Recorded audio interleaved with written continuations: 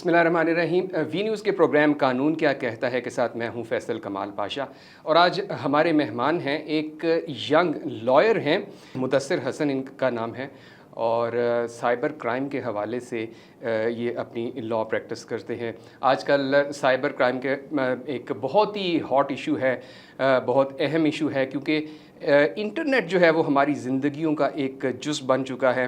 तो इस हवाले से इनसे बात करेंगे, लेकिन सबसे पहले चूँकि एक यंग बडिंग लॉयर हैं तो इनसे हम शुरुआत करेंगे कि आजकल जो वकालत है और जो वकला हैं, जो नौजवान वकला हैं, उनको इस पेशे में क्या मुश्किलात पेश आती हैं। Mudassir, welcome to the show. बहुत शुक्रिया। अच्छा, ये बताइए कि ये जो आपने वकालत के पेशे का इंतखाब किया, तो ज़्यादातर हमने यही देखा है कि फैमिलीज़ होती हैं और उसी वजह से लोग आते हैं। इसमें आपका क्या इंटेंशन थी वकालत के शोबे में आने की? बस अगर मैं देखूँ तो मेरे कोई पूरे ख़ानदान में से भी इस शोबा से कोई वाबस्ता नहीं था। लेकिन मेरा ये मानना है कि जो प्रोफेशनल डिग्रीज है ना, जैसे कोई डॉक्टर है, इंजीनियर है या वो क्लास साहिबान है, उनका स्कोप है जी। तो उसी प्रोफेशनल डिग्री को देखा और ये भी देखा कि उस टाइम इसी नज़रिए को कायद किया कि फाउंडर ऑफ पाकिस्तान या जिसने पाकिस्तान का तस्वर दिया, इवन के कॉन्स्टिट्यूशन को देखा 1973 को, तो ये सारे लोग वो क्लास साहिबान थे। और मतलब आपकी ज़ाती दिलचस्पी थी इस शोबे के अंदर? आप कह सकते हैं कि ज़ाती दिलचस्पी थी और उसको मैंने कहा कि इसी को लेके चलना चाहिए और ला कर लेना चाहिए। बड़ा मुश्किल शोबा है, इसमें नाम बनाते हुए इंसान को एक उम्र बीत जाती है, एक उम्र लग जाती है। तो क्या समझते हैं कि आजकल जो नौजवान वकला जो तो 5 साल का हो गया है लॉ ग्रेजुएशन जो है, तो किन मुश्किलात का सामना कर रहे हैं? मुश्किलात अगर कहें तो वो जो चमक है ना, वो जो बार की ग्रेस नज़र आती है, तो उसको शायद देख के हम भी दाखिल तो हो गए। दाखिल होने के बाद देखा कि बहुत बड़ा समंदर है, इसके अंदर जो जितनी मेहनत करेगा यंग वकला साहिबान को, मैं ये समझता हूँ कि एक जो बड़ा इशू चल रहा है आज, हम तमाम दुनिया में जैसे इंटरनेट वगैरह पे लोग चले गए हैं, बुक्स नहीं पढ़ते। इसके अलावा जो सीनियर का इंतखाब है, चैम्बर में जाके रुझान नहीं देना, ज़्यादा वक्त एडवोकेसी को नहीं देना, क्योंकि लॉ ग्रेजुएशन जो है, लॉ की जो डिग्री है, मैं ये समझता हूँ वो आपके पास एक खाली पासपोर्ट है। बिल्कुल। अब आप पे हिम्मत है कि आप में कितना टैलेंट है, आप कितना मेहनत करते हैं, आप कौन से मुल्क का वीज़ा आपका लगेगा, जो ये तभी होगा जब आपकी प्रोफाइल मजबूत होगी। तो इसी तरह इसकी प्रैक्टिस के अंदर जितनी ज़्यादा आप मेहनत करेंगे, जितना ज़्यादा आप ऑफिस को वर्क देंगे, जितना आप फोकस करेंगे, तो वो वक्त पढ़ना कितना ज़रूरी है? मैं ये समझता हूँ फैसल साहब कि इसमें पढ़ना ही सब कुछ है। पढ़ाई के बारे में ये है कि आप बीमार भी हों, आप सफ़र में भी हो, आप सो भी रहे हों, तो उठें तो आपके पास मेजर एक्ट या सिविल बेयर एक्ट पढ़ा होना चाहिए, उठें तो तब भी आपके पास बुक्स ही होनी चाहिए। हमने देखा है अदालतों के अंदर के जो जजेस, बड़ी एक शिकायत होती है और फिर जो लिटिगेंट्स हैं उनको भी एक शिकायत होती है कि वकील तैयारी करके नहीं आया।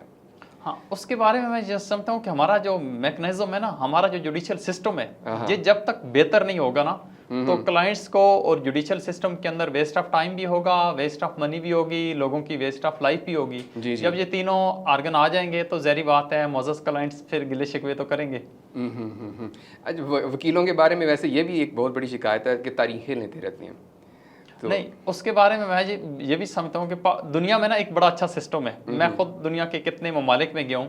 अच्छा। वहाँ जो बार रूम है या जब भी कोई आपको कौंसल एंगेज करता है, 2 मिनट की भी आपसे बातचीत करेगा तो आपका क्लाइंट आपको पे करेगा। यूके में आपको एक मीटिंग भी जब आपके साथ करना चाहे तो आपको पॉइंट की शक्ल में मिलेंगे। यहाँ जो है कि बिल्कुल एक आम सी फी होती है, वो भी क्लाइंट का दिल होता है कि जब इसके केसेस वगैरह से निपट जाएं तब मैं फ़ी अदा करूं।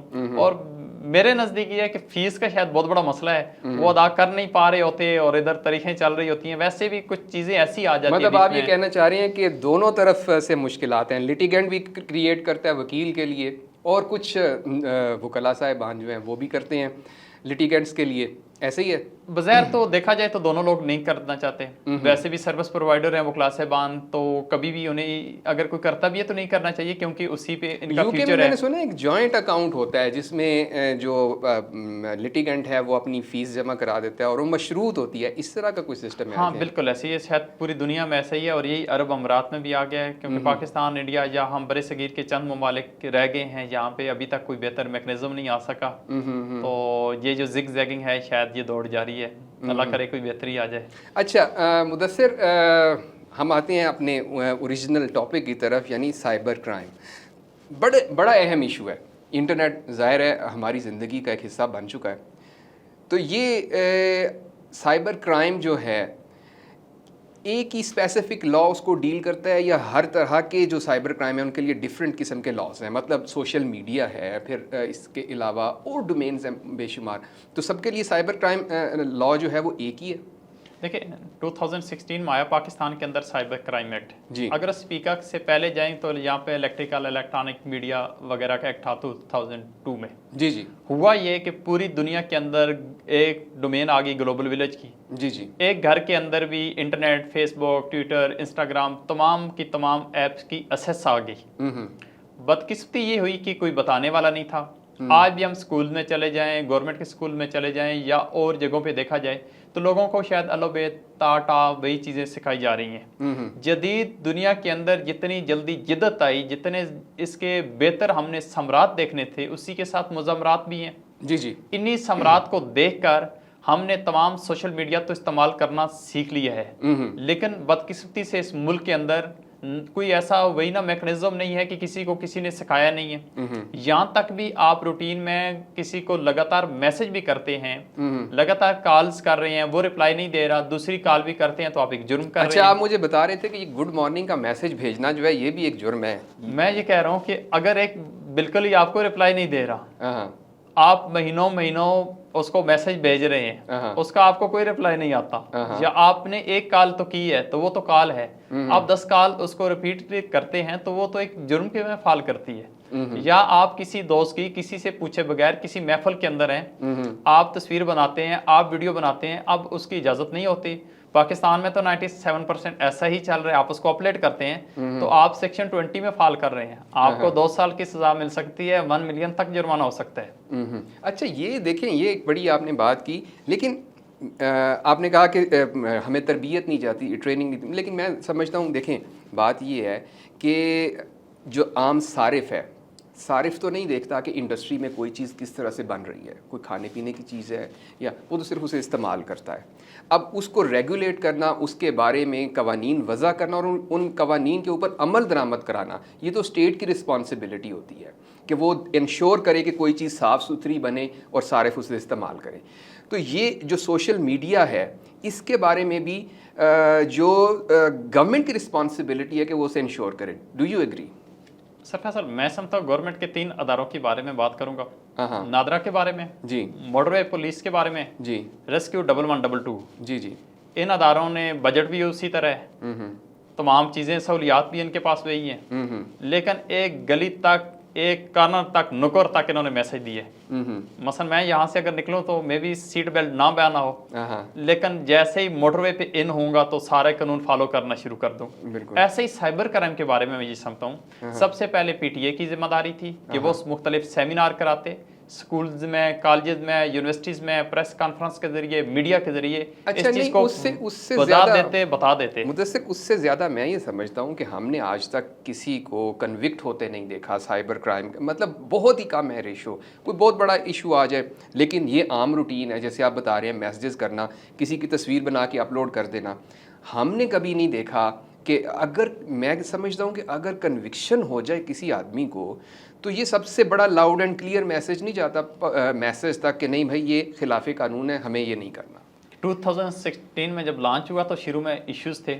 इश्यूज ये थे कि FIA के जो साइबर क्राइम की पुलिस के लोग थे, मुख्तलिफ जगहों से, क्वार्टर से उठाए गए, उनकी ट्रेनिंग नहीं थी साइबर क्राइम के वाले से। सही, शुरू के 2, 3, 4 साल देखें तो बहुत ज़्यादा लोग बरी हो गए, बचत हो गई, लेकिन अभी जो चल रहा है, जो आप सिंगल किसी को मैसेज करते हैं या इन चीज़ों पे तो बचत है, लेकिन आप किसी की तस्वीर को बनाते हैं, न्यूड पिक्चर बनाते हैं, सेक्सुअल तौर पे उसको अपलोड करते हैं, किसी की नजेबा चीज़ें उसको एडिट करते हैं, चेंज करते हैं, तो इस टाइम पूरे मुल्क के अंदर जितने भी साइबर क्राइम सेंटर हैं वहाँ पे जितनी FIR रजिस्टर्ड हो रही हैं, 80% तो मैं समझ रहा हूँ डिस्ट्रिक्ट लेवल पे सजाएं मिल रही हैं, और 90% जो बेल मैटर है, बेल डिसमिस हो रही हैं, बेल नहीं लोगों को मिल रही। ख़ास तौर पे औरतों के हवाले से जो तस्वीरें अपलोड कर रहे हैं लोग, वीडियोस बना रहे हैं, उन लोगों को बिल्कुल भी अदालतें रिलीफ नहीं दे रही। पहले 2-4-5 साल ऐसा था। अच्छा, ये जो चीज़ें बेहतर होने में वक्त लगता है, प्लेटफॉर्म्स अभी तो बेहतर हो गया हैं, सोशल मीडिया के जो प्लेटफॉर्म्स हैं,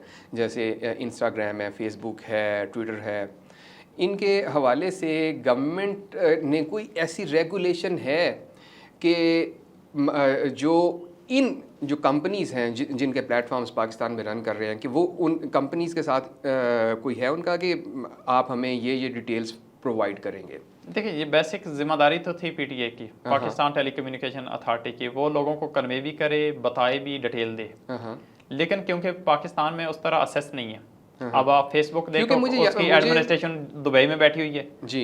इंस्टाग्राम और ट्विटर तो आपके DGFI भी लेटर लिख दें तो शायद उनको अभी तक असेस ना दें, क्योंकि हमारे जब ट्रीटीज एग्रीमेंट हुए थे PTA के डिफरेंट लोगों के साथ, ट्विटर वालों के साथ, गल्फ स्टेट्स के अंदर आप देखें तो बड़ी सख्त रेगुलेशंस हैं वहाँ पे, और उन्होंने भी मेरे ख्याल से वहाँ की ये जो प्लेटफॉर्म्स हैं इनके साथ निगोशिएट किया कि हमें आप ये चीज़ें प्रोवाइड करेंगे तो हम आपको यहाँ पे अपने प्लेटफॉर्म्स रन करने देंगे। Is it right?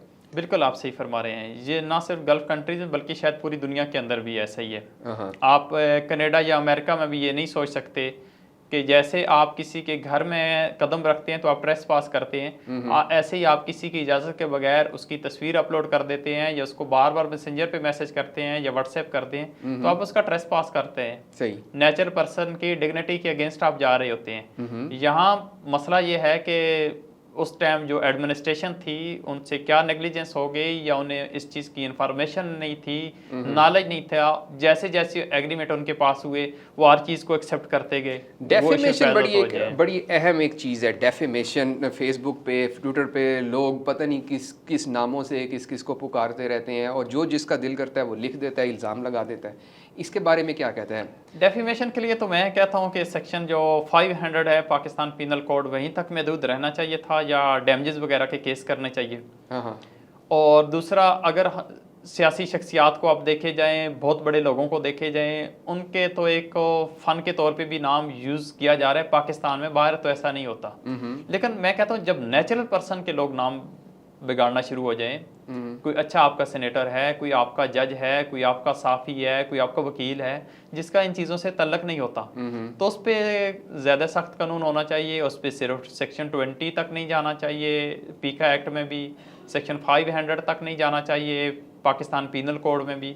उसका तो एक बेहतर नया एक्ट पास होना चाहिए और उसके मुताबिक उसको सख्ती से होनी चाहिए। अच्छा मुदस्सिर, ये बताएं कि जो लोग पाकिस्तान से बाहर बैठ के पाकिस्तान के बारे में बातें करते हैं, क्या हमारा जो साइबर क्राइम एक्ट है ये उन पे अप्लाई करता है? बिल्कुल, मैं समझता हूँ उन पे अप्लाई करता है, जब तक वो पाकिस्तान के शहरी हैं, पाकिस्तान का ग्रीन पासपोर्ट ही लेकर गए हुए हैं। और आपको एक मज़े की बात मैं शेयर करता जाऊँ कि अभी इस टाइम साइबर क्राइम बहुत एक्टिव है। अच्छा। उनकी टेक्निकल एनालाइज रिपोर्ट ली जा रही हैं, उनकी जो वो तस्वीर है, जो वीडियो है, जो वो डेटा बार बातें करते हैं, उन पर बड़ा सख्त एक्शन होने जा रहा है। और मसला ये है कि साइबर क्राइम एक FIA के अंदर है, स्पेशल लॉ है। स्पेशल लॉ में पहले इंक्वायरी होती है, तो इंक्वायरी के बाद ओवरसीज पाकिस्तानियों पे अभी बहुत ज़्यादा FIR लार्ज होंगी और बहुत ज़्यादा करवाई होगी। अच्छा, फेक आईडीज़ एक बहुत बड़ा इशू है। किस तरह से आइडेंटिफिकेशन होती है कि ये आईडी फेक है या जेन्युइन है? देखें, इस डोमेन में हम बैठे थे ना, तो लोकेशन तो आएगी कितने सेंटीमीटर या स्क्वायर मीटर के अंदर। हाँ जी। बट हम अगर यहाँ पे 2 लोग बैठे हैं, दोनों के पास जो मोबाइल है उनकी अलग-अलग डिवाइस की IP लोकेशन है। हाँ जी। जिस IP लोकेशन पे कोई फेसबुक ID बनती है, किस मोबाइल नंबर से बनती है, सर्विस प्रोवाइडर PTCL नंबर है या कुछ और है, वो पता चल जाता है। इसके अलावा जिस मोबाइल में बनती है उस IME नंबर से जब टेक्निकल एनालाइज रिपोर्ट आती है तब पता चल जा सकता है। किसी इंटरनेट कैफे में अगर बनाई गई है वो ID, वहाँ पे पता चल जाता है और देन उसको डिटेल चेक किया जाता है। अगर IME नंबर आपका निकलता है या मेरा निकलता है फिर उसकी सिम तक डिटेल चली जाती है। तो ये आज के दौर में तो बिल्कुल भी मुश्किल नहीं है कि वहाँ तक पहुँच जाना, क्योंकि सबसे बड़ी बात है कि आईपी एड्रेस। तो वीपीएन भी तो लोग लगाते हैं, उससे आईपी चेंज हो जाती है। हाँ, जहाँ तक वीपीएन का जिक्र है, एक तो वो इलीगल है और दूसरा पाकिस्तान में अभी इतना मैकेनिज्म नहीं कि उन लोगों को पकड़ सकें। और पिछले दिनों तो आपने खास तौर पे देखा होगा पूरा मुल्क का निज़ाम ही वीपीएन पे शायद चल रहा था। हाँ। तो उसके लिए अभी नहीं है मैकेनिज्म। अभी ऑडियो लीक्स का केस चल रहा है, उसमें सुप्रीम कोर्ट के जजेस यही कह रहे हैं कि इसकी वेरासिटी क्या है, किस तरह से डिटरमिन हो गया कि यही दो अफराद हैं जो आपस में बातें कर रहे हैं। तो ये वेरासिटी कैसे डिटरमिन होती है? देखना, टेक्निकल एनालाइज के अंदर जो वॉइस की होती है ना, कन्वर्सेशन या क्रॉसपॉन्डिंग, इसके हवाले से अभी तक आपकी साइबर जो एक्सपर्ट लैब है वो भी नहीं बता रही कि इसके अंदर कैसे रिप्लाई आएगा, किसकी किससे बात हो रही थी। और इशू भी ये है कि हमने साइबर लॉ को जब इम्प्लीमेंट करना था या देखना था, फॉरेन कंट्रीज की बहुत सारी चीज़ें कापीज की और उसको बना लिया लॉ, इन चीज़ों को थोड़ा देख, लेकिन मुश्किल नहीं है। आपने कॉन्स्टिट्यूशन ऑफ पाकिस्तान में इतनी अमेंडमेंट कर ली है ना, 22-3 पता नहीं कितनी हो चुकी है, तो साइबर में अमेंडमेंट करें, ये चीज़ें लाएं इसको। बातचीत का बड़ा लुत्फ आया, लेकिन ये है कि हमारे पास वक्त की थोड़ी किल्लत है। तो एक मुख्तसर सी एक बात बता दें कि आपकी क्या तजवीज़ है साइबर क्राइम के हवाले से, इन लॉज को और स्ट्रेंथन करने के बारे में आप क्या सोचते हैं? देखें, आपने अभी वीपीएन का जिक्र किया जी। मैं समझता हूँ एक वीपीएन नहीं, पाकिस्तान में कोई 400-500 मुख्तलिफ ऐप होंगी जो इलीगल है। पहले तो गवर्नमेंट ऑफ पाकिस्तान उसको डिटरमाइन करे कि ये इलीगल है, ठीक है। फिर हमारे पास अच्छी लैब होनी चाहिए। मसलन पंजाब फॉरेंसिक साइंस एजेंसी है, वहाँ पे आप ब्लड के हवाले से, तस्वीर के हवाले से, बेशुमार खोल करने के वाले से आपकी लैब है। एफआईए के पास या पीटीए के पास अच्छी लैब हो जहाँ पे डिटरमाइन हो कि किसकी वॉइस कब बन रही है। तमाम लोग चीज़ें शेयर कर रहे हैं, इनको तो इलीगल करने दे। वीडियो आयरोज शेयर हो रही हैं, वीडियो किस ऐप में बनी है, कौन सी डिवाइस में बनी है, क्या कोई लैपटॉप था, क्या कोई मोबाइल था, कैमरा था, क्या चीज़, उन लोगों का सुराग लगाएं।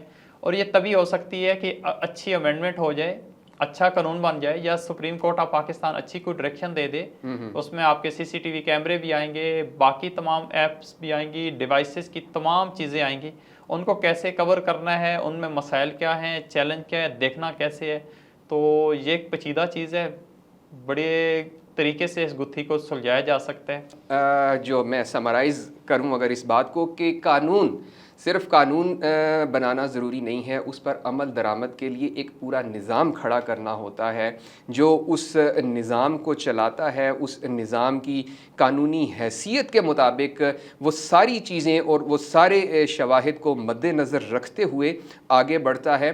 पाकिस्तान में कानून साजी की ज़रूरत है, लेकिन उससे ज़्यादा कानून पर अमल दरामद करने की ज़रूरत है। अब तक के लिए इतना ही। इंशाअल्लाह कानून क्या कहता है कि अगले एपिसोड में आपके साथ किसी नए मेहमान के साथ हाजिर होंगे। तब तक के लिए अल्लाह हाफ़िज़।